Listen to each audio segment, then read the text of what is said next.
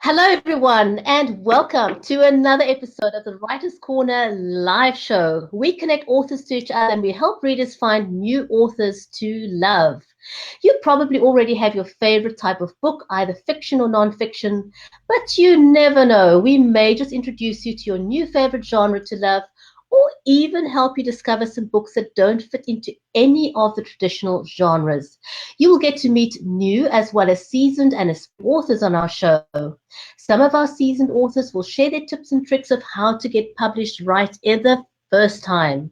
On the Writer's Corner live show, you get to hear the backstories straight from the horse's mouth, so to speak. So join us live.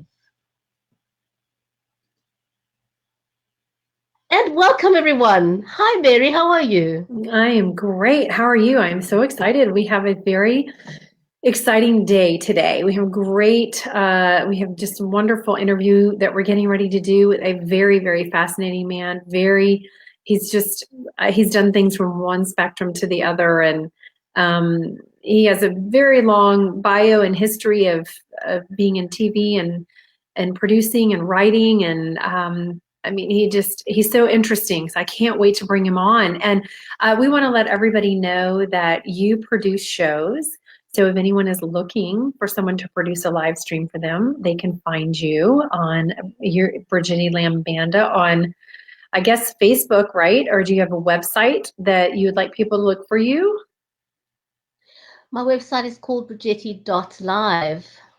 Okay, there they can find you. And I'm Mary Elizabeth Jackson, and I am an award-winning children's author.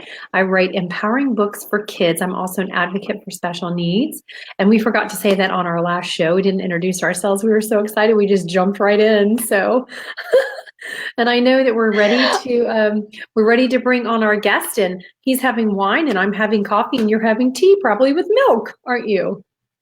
Yes, and that I absolutely am. Should we bring our guest on? Because we did a live yesterday and we went through everyone's biographies because there's so much about our exciting authors. I absolutely love the show. I cannot get enough of it, and we've already decided to do a second show. Yes. We're running back to back from today, and this is amazing. So shall we bring on Hamilton? Oh, absolutely. Let's waste no time at all because I know he has a lot of things to tell us and we probably have a lot of questions and it'll go really fast. Let's do that. I know. Let's do that. Okay. Great. And welcome to the show, Hamilton.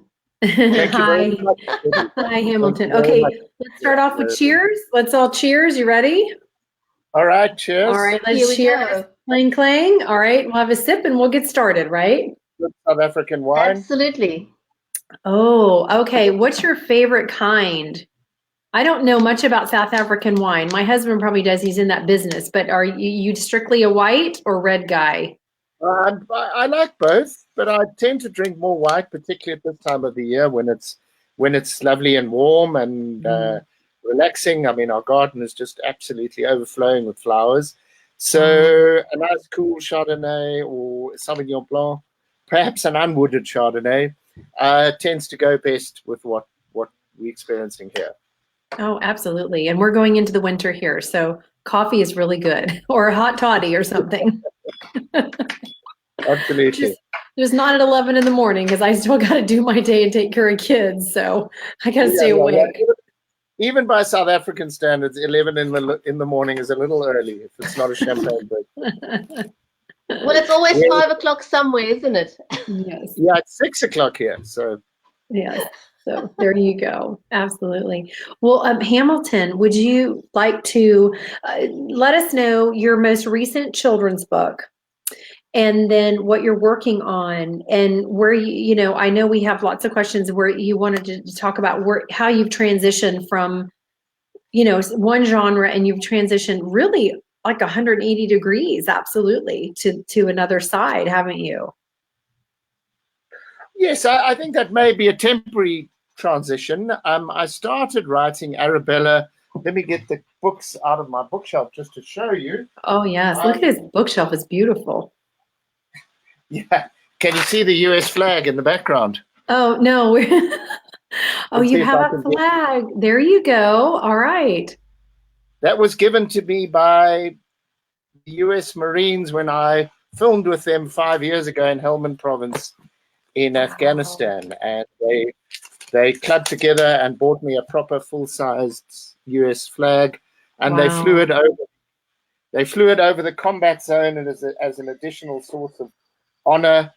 And so it's a tremendous. I don't think they could have paid me any greater respect or honor than to have given that flag. So I don't mean to talk about politics here, but the relationship men to men on the ground, and in fact, not only men, human beings to human beings on the ground was great, and I honor that. Wow, I have goosebumps. That's amazing. What a blessing. That's beautiful. Yeah, it really was. So the first book I wrote, if you can see it here, does it come up upside down on your side? Or no, I can see it. We can see it fine. It comes up as Arabella, the Moon, and the Magic Mongongo Nut. I started writing that for my kids when they were quite little, and we were renovating the house. And so they had to sleep on sleeping bags in the living room floor, which is a wooden floor, and they had to eat microwave meals that we bought at the local supermarket. And I decided to try and write something about what would one day we hoped to be a beautiful garden, which it is now. And so Arabella the Moon and the Magic Mongongo Nut got written and got published and did very well. And then I wrote the sequel, which is Arabella, the Secret King, and the Amulet from Timbuktu. And this is about a different story. Arabella, who's obviously the main hero character in the story, goes on hockey tour to a little seaside town called Knysna in South Africa. And there she meets the terrifying Krakobek, who's a kind of African griffin. And he has a scorpion tail and a crocodile's head, and he has a vulture's wings, and he has the body of a hyena. So he's quite a scary creature. It's like Harry Potter in South Africa.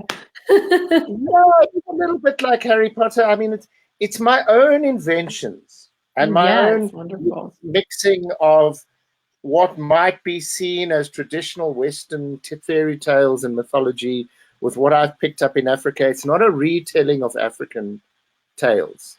It's very much my own created characters, my own created mythology. There's the mysterious Book of Echoes, which if you pick it up one way and you read it like that, it tells you a message, and then you turn the cover over, and of course this is not the Book of Echoes. Then it tells you another story, so you have to decide which story to believe. So you have to make moral choices about what you do with the knowledge you gain from the book, which I think we all do. That's brilliant. Yes. Are those stories based on real life, or are they all completely fictional? Well, Arabella's school life is a little bit based on my daughter Caitlin, but what I found very quickly is once the book started, particularly as we went into the second version, the story of the characters very quickly took on their own life. And it wasn't any more Caitlin and her friends and her cousins' life any longer. The narrative demands of Tando and Luwazi and Yasmin, who also part of her friendship group had to do, became paramount. So I I started off basing it on the kids' lives, but very quickly the story itself took over. That's amazing. And do your children, when they read, do your children read the books first of all? Well, they're quite big now. They're 20 and 22. So Nicholas, my son, read it and thought it was quite good. Katie, I think, read it. She was studying very hard for a law degree, so she didn't have a lot of time to read it. But they did when we were little. It was very much, their responses very much triggered where I would go emotionally and subconsciously and psychologically with the story.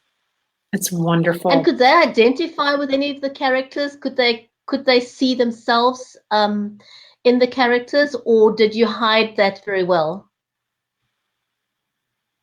Yeah, that's a good question. Arabella has some difficult choices to make. She has to choose whether to believe what she reads in the Book of Echoes, whether it's backwards or forwards, and she gets a magic feather from the hardy-dar bird, which, Mary Elizabeth, you might not know about hardy-dar birds, but they're big. They're big hardy-dar ibises related to the sacred ibis, which you've probably seen with the black head and the white body. The difference is the hardy-dar, the sacred ibis doesn't make a noise. The hardy-dar ibis make a terrible noise like that. Oh God, I've somehow gone into iTunes, which I didn't want to do. Are you still there? Yeah, we're here. Yes, we Can you are. hear us? Yeah, we're here. It's okay. You can sing. No, we'll listen. And so the hardy-dar ibis, their king is Ozymandias from the Percy Bysshe Shelley poem. And he's a great and evil king who perceives himself as far greater and more evil than he really is. But he wants to steal the magic mongongo nut from Arabella and her friends. And the magic mongongo nut allows her to turn into a butterfly, which gives her all sorts of magical powers. But the evil king Ozymandias wants that for himself. Now, just as a little bit of a spoiler, Ozymandias might well be coming back in the third one because he was banished. Are you working on that one right now? I'm working on that one right now, yeah. Okay. And do you have a publishing date or a release date for that yet? No, I don't have a release date. It's still very early days. I'm beginning to get more confidence in the narrative. You know, when you start off, there are many, many different paths you can take. And some of them are clearly not going to be the right paths. So part of being a writer and a growing and more experienced writer is seeking advice as to what might be a better path to take. So that you don't waste a lot of time that you have to re-edit. So I'm still very much at the early stages of the third one. Okay. So since you've written so many books, do you find that you have a specific time of the day when you feel inspired to write, or is it sporadic? And do you use a software to write, since you're an experienced writer as opposed to a new writer? Do you write pen and paper? What's your style? Okay, I don't use any specific software other than Microsoft Word. I do use a pen and paper from time to time to take down notes. I often send myself emails. If I'm driving along to the shops and an idea occurs to me, I stop on the side of the road and I send myself a quick email, about 50% of which are useful and about 50% are just random ideas that don't really carry the narrative forward. I like to write early in the morning, but certainly throughout the day I get ideas. And those I send to myself as an email. You know, working as a television producer as well, I don't get a lot of time some days to be thinking about my fiction projects. So if I can get an email or two off to me, to my inner me in the middle of the day, that's a great advantage. Sure. Do you like one over the other? Do you feel like your writing is your escape from, is your TV producing like your real job, you know, your serious profession, and then your writing is your escape and your hobby?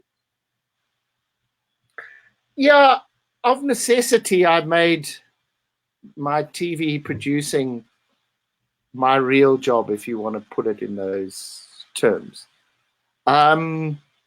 It does pay quite well. The phone does ring quite often. So it's very useful. But particularly now, I've had so many positive responses from the second Arabella story, which is the Secret King and the Amulet from Timbuktu, that I don't want to sound pompous, but there's a real need to finish it. Sure, right. I can see that. I was going to ask you, when was the second one published? How recent was it published? Well, the first one was published about 6 years ago, and then we had a situation in this country where Nelson Mandela was very ill. We had Oscar Pistorius, so I was working incredibly hard just on pumping out the sort of daily news about what was happening in South Africa. But I worked on The Secret King and The Amulet from Timbuktu, and that got published earlier this year. And now the other one it's going faster. Well, it sounds so interesting. I mean, it sounds like it would be a great movie or film for kids or a series. What is the age range for these books? Well, 8 to 12. And, girls will read it a bit younger, and you can also read it to kids who are a little bit younger. And, sometimes girls will also read it older, and sometimes you can read it at a class. But 8 to 12 is basically the sort of age range. Okay, so it's a fantastic. I want to just quickly... Go ahead. I want to just segue quickly from your previous question, Mary. So, Hamilton, you, as a TV producer and reporter, you reported on 15 wars. Now, that must have done something to you as a person being in the trenches. How did you segue from that into being able to write children's stories? Was that a form of escapism? Was that therapeutic? Is it therapeutic for you? Is it a brain dump to escape from the harrowing effects that you must have felt in all those years covering war stories? Well, it's an interesting question, and I don't have a pat answer for it. I don't have a complete answer. All through my life, I've read fantasy and mythology, as well as other books, by the way. Hemingway's toughest war stories, Virginia Woolf. I even read Milton's Paradise Lost once, which was quite hard going, but I read Dante's Inferno. I never got quite through the rest of Dante. So the symbolic life has always been very important to me. I mean, so you've got a balance there. I mean, it's extremely important to have the life of evidence when you're doing war reporting, you're doing conflict reporting. You can't always know what's happening on the other side of the front line, but you need to report with as much evidence and as much evidence-based journalism as you can possibly muster. On the other hand, the symbolic life became important to me. I think it's hard to say. There was a moment in my life, and I don't say this, you'll see me looking away while I think.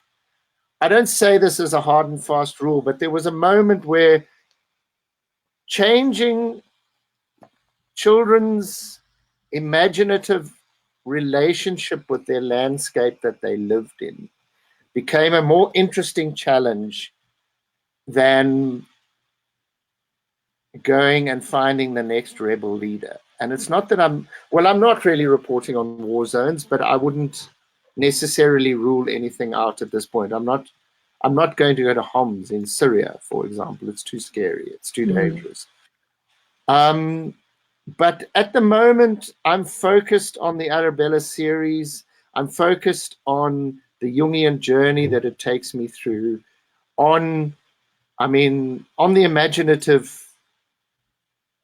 effect that it has on children, and how I believe there are a few messages. It's not a messagey book.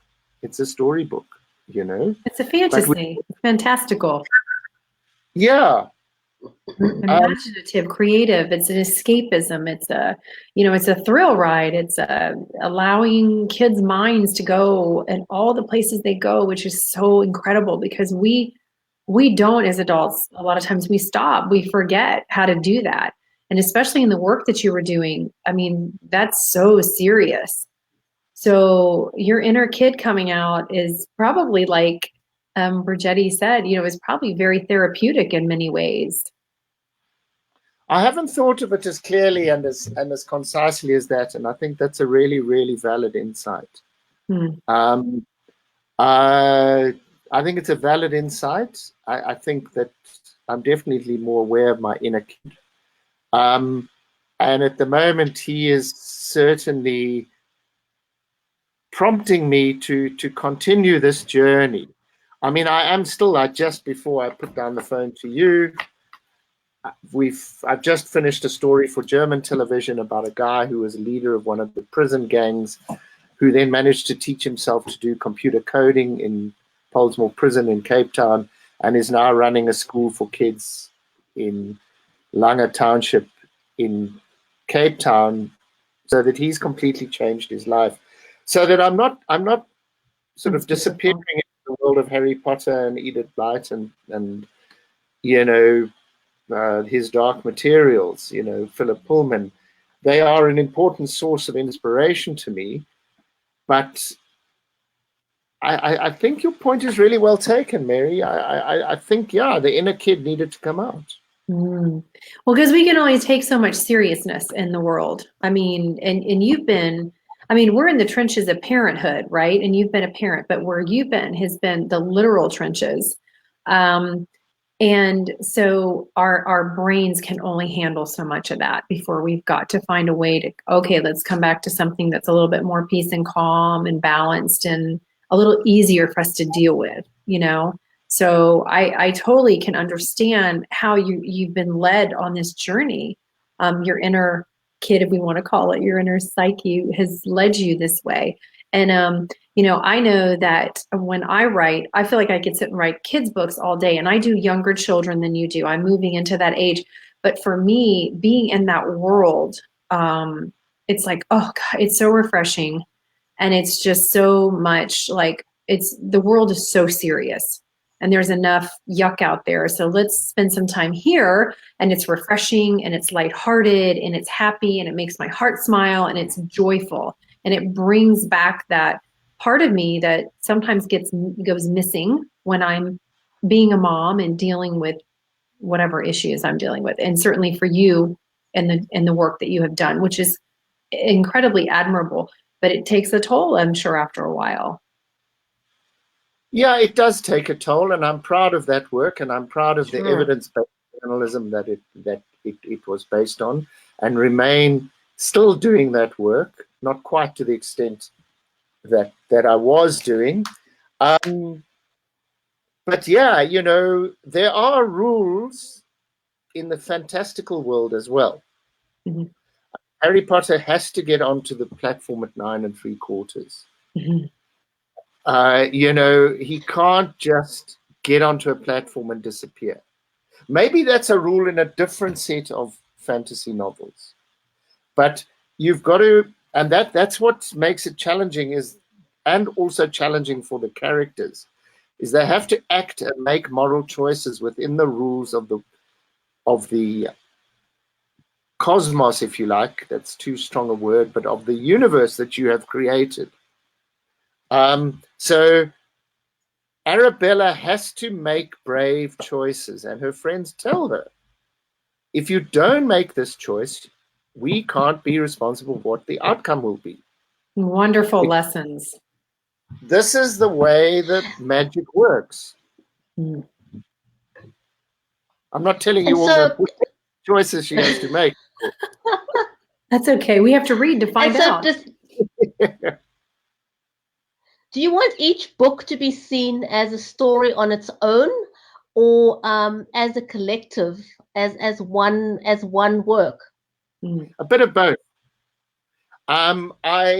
The next story, Arabella, the Secret King and the Amulet from Timbuktu, she gets an amulet all the way from Timbuktu because Akbar, who is selling brooms on the side of the road in Joburg, to make a living, doesn't mean that because he's poor that he also doesn't have access to the world of magic.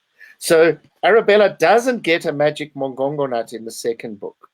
That was a different magic pathway that was gifted to her by people who knew she could use it. Now she is gifted an amulet from Timbuktu. And I won't tell you quite what yet happens in the next one.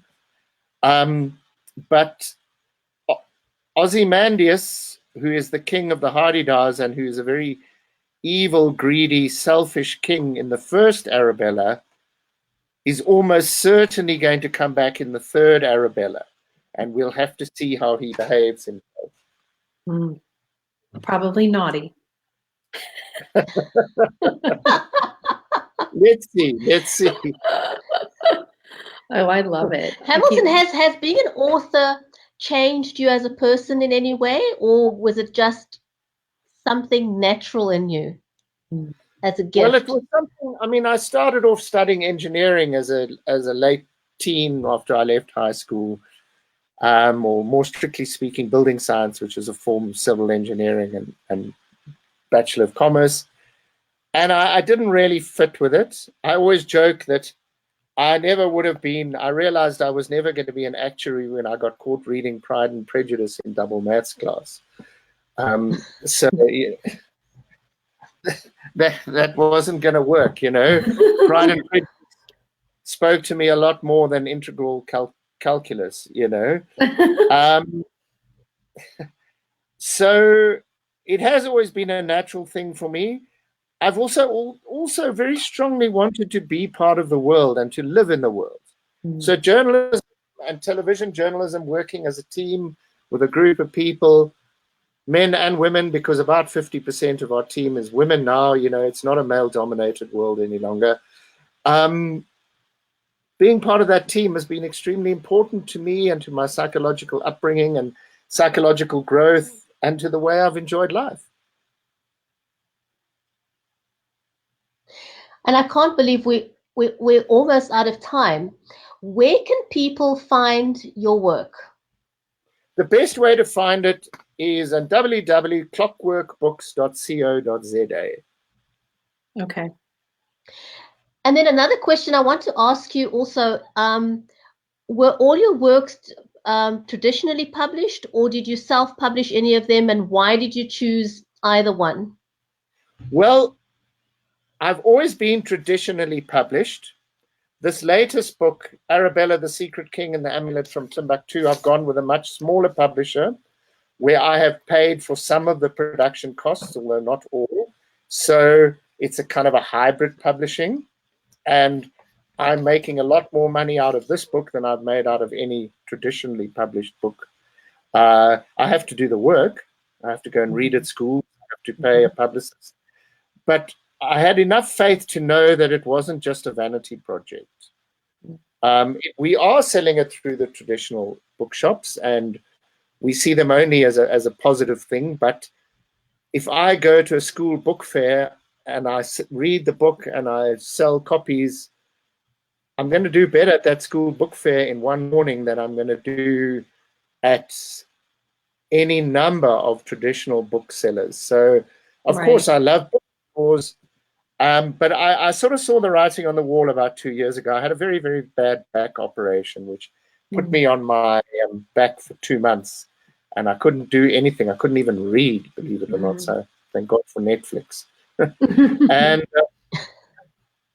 that made me think things through. So I'm not ruling anything out, but I think the old way of going cap in hand to a traditional publisher and saying, please publish my book and give me a 3% royalty after the deductions from the distribution and everything else have been taken away is under threat. On the other hand, don't publish rubbish. Right. You must pay a professional editor. Very often those freelance professional editors are exactly the same people who will be working for the big publishers, and they'll probably charge you a little less to work for you as an independent, or team up with an independent publisher as a possibility. There's no hard and fast rule, but there are options that there never used to be. Yeah, it's changing so much. Yeah, I just want to say to people who might be listening out there, don't think that your ego is better than the editor's ego. That's good. That's good. That's good advice. I think so. Yeah. The editor, he or she will absolutely guide you. An experienced editor, particularly someone who's worked for the bigger publishers, will absolutely know how to guide you. Remember that it is and don't, unless you are a graphic artist, don't try and design your own cover. Pay somebody a little bit of money to design your own cover. Yes. But please, please, please, I would say to anybody who's listening out there, do not save some money and pay an editor properly to do the editing. Yeah. Get out of your way, get over yourself, and listen to constructive criticism. Yeah, exactly. Yes. That is some Absolutely. sage advice. Thank It's you. been awesome. I can't believe the time has passed us by so I quickly. That has been know. fantastic. Hamilton, will you Well, come back on? Will you come back on the show? Can we have you on another time? yeah, please do. Just drop me an email. I'm happy to come on anytime. What a pleasure. Okay, we need to get him on Coffee Talk. Yes, we do. Yes. Thank you so much. It was awesome having you, and we'd love to have you back again. Thank you, everyone who's watched the show live. Thank you to everyone who's watching the show on the replay, and we look forward to seeing you back next week again. Thanks, everyone from Cape Town in South Africa. It's goodbye from me. And goodbye in the middle of the States in Tennessee. Bye from Mary Elizabeth Jackson. Bye bye from me in Bye, Johannesburg. everyone. Bye bye. Bye.